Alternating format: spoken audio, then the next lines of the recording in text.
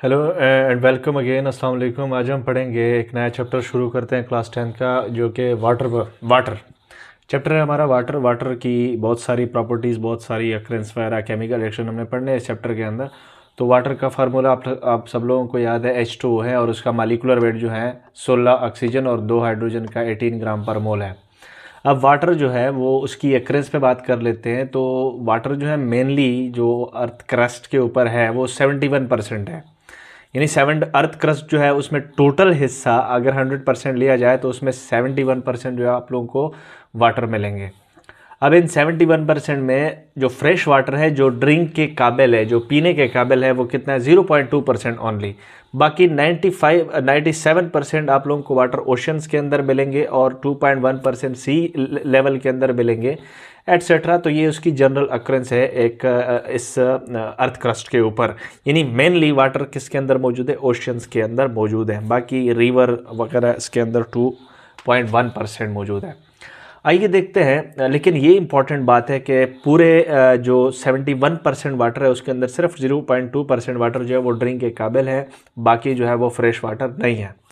Importance पे बात कर लेते हो। जाहिर सी बात है, life without water is not impossible, is impossible. Life without water is impossible. तो जाहिर सी बात है, अगर पानी नहीं होगी, वाटर नहीं होगा, तो लाइफ जो है वो इम्पॉसिबल होगा।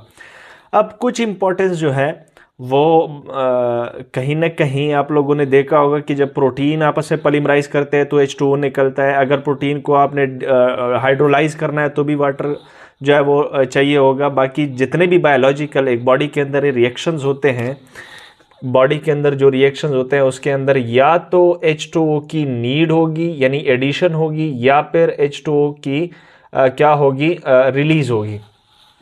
तो बॉडी के अंदर जितने भी रिएक्शन है वो H2O मीडियम के अंदर हो रहे हैं। तो कहीं ना कहीं H2O कुछ रिएक्शन में बन रहा होगा, कुछ रिएक्शन में रिलीज हो रहा होगा।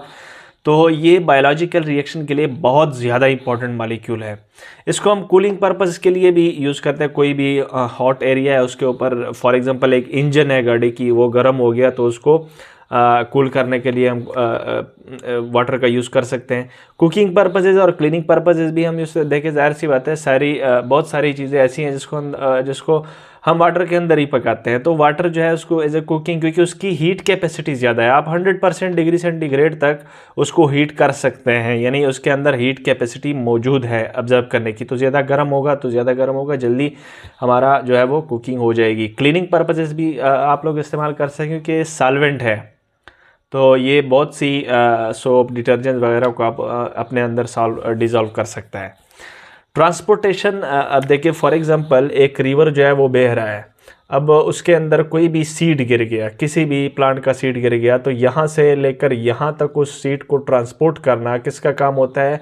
वाटर का काम होता है। तो एक किस्म का सीड जो है उसको ट्रांसपोर्ट करना वगैरह वगैरह। बाकी जो हमारे दरियाई बेड़े हैं वो भी उसके अंदर जा रहे होते हैं। तो एक किस्म का ट्रांसपोर्टेशन मीडियम के तौर पर भी काम कर सकता है, वाटर कर रहा है।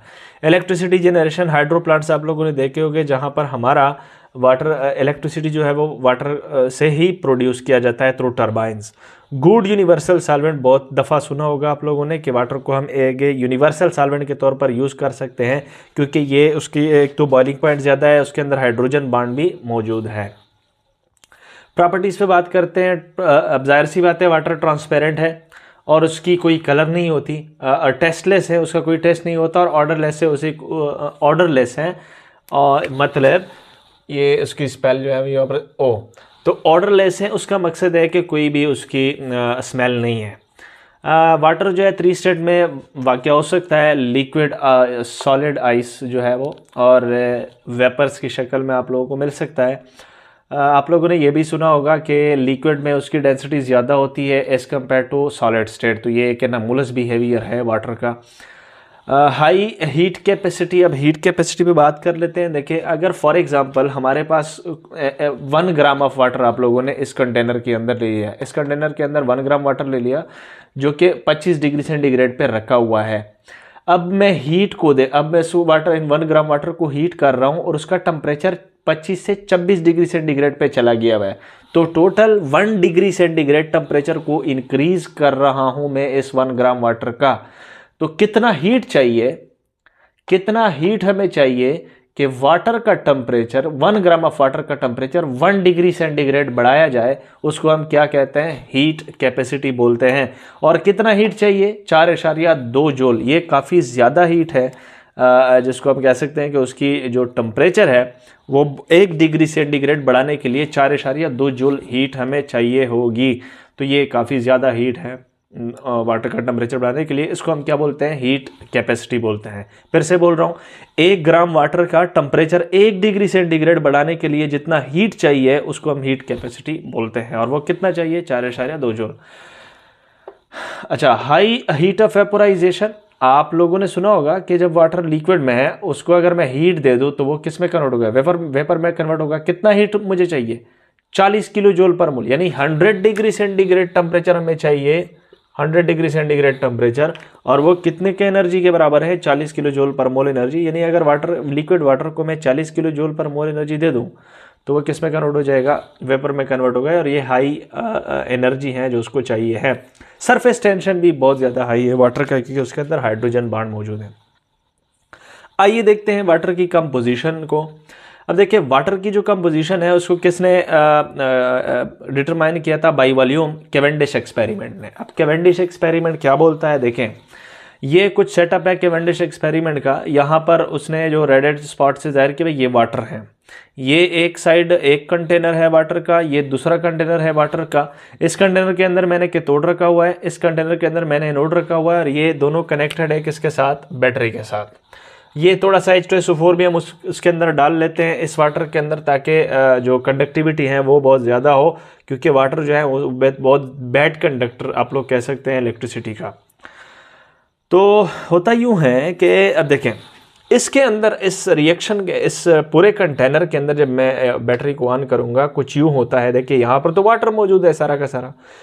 तो वाटर आप लोगों ने देखा है कि ऑक्सीजन के ऊपर पार्शियल नेगेटिव चार्ज होता है और हाइड्रोजन के ऊपर पार्शियल पॉजिटिव चार्ज होता है। तो partial positive charge, partial positive, और यहाँ पर पार्शियल नेगेटिव चार्ज। तो क्या एनोड साइड जो है वो वो किसको खींचेगा, ऑक्सीजन को खींचेगा। तो यहाँ पर वाटर मॉलिक्यूल कुछ यूं टूट जाएगा जिसमें ये ऑक्सीजन और ये ऑक्सीजन आपस में मिलकर क्या बनाएंगे, O2 मॉलिक्यूल बनाएंगे। और ये हाइड्रोजन आपस में मिलकर एक H2 मॉलिक्यूल, और यहाँ पर ये हाइड्रोजन और ये हाइड्रोजन आपस में मिलकर 2 H2 मॉलिक्यूल जो है वो बन जाएंगे। यानी अगर 2H2 वाटर यानी 2H2 मॉलिक्यूल अगर मैं इलेक्ट्रिक फील्ड के अंदर रख दूं तो उसके अंदर 2 हाइड्रोजन गैस के मॉलिक्यूल और एक ऑक्सीजन गैस के मॉलिक्यूल जो है वो निकलेंगे। तो यहाँ पर कैथोडिक साइड पे कौन जा रहा है, हाइड्रोजन गैस जा रहा है ना, यानी हाइड्रोजन किस की तरफ जा रहा है, कैथोड की तरफ जा रहा है। तो यहाँ कैथोड पे कौन रिलीज होगा, हाइड्रोजन गैस, और एनोड पे कौन रिलीज होगा, O2 गैस, क्योंकि ऑक्सीजन पे नेगेटिव चार्ज है तो वो एनोड पे चिपकेगा। अब होता यूं है कि अगर मैं उसको यहाँ से कुछ बबल्स निकलेंगे, और वो किसके बबल्स होंगे, हाइड्रोजन गैस के बबल्स होंगे, और यहाँ से भी बबल्स निकलेंगे एनोड के ऊपर, वो किसके बबल्स होंगे, वो O2 गैस के बबल्स होंगे। अब होता यूं है कि फॉर एग्जांपल अगर ये V1 मैं कंसिडर कर लूँ, जब यहाँ से हाइड्रोजन गैस निकलेगा तो ये वॉल्यूम जो है वो ऊपर से, देखिए यहाँ से हाइड्रोजन अगर निकलेगा तो हाइड्रोजन तो ऊपर नहीं जा रहा, ऊपर से प्रेशर एक्सर्ट करेगा इस वाटर के सरफेस के ऊपर। यहाँ पर वाटर था ना, इसके ऊपर प्रेशर एक्सर्ट करेगा, जिसकी वजह से वॉल्यूम जो है वो क्या हो जाएगा, गिर जाएगा, किसका, वाटर का। यानी वाटर सरफेस पे अगर ये प्रेशर एक्सर्ट कर रहा है हाइड्रोजन गैस तो वॉल्यूम जो है वो गिर जाएगा। उधर से O2 मॉलिक्यूल यानी V1 से V2 आ गया, उधर से O2 मॉलिक्यूल जो है वो भी प्रेशर एक्सर्ट करेगा, तो वॉल्यूम जो है वो गिर जाएगा। यहाँ पर V1 था, यहाँ पर क्या हुआ, V2 हुआ, यानी चेंज इन वॉल्यूम हो गई।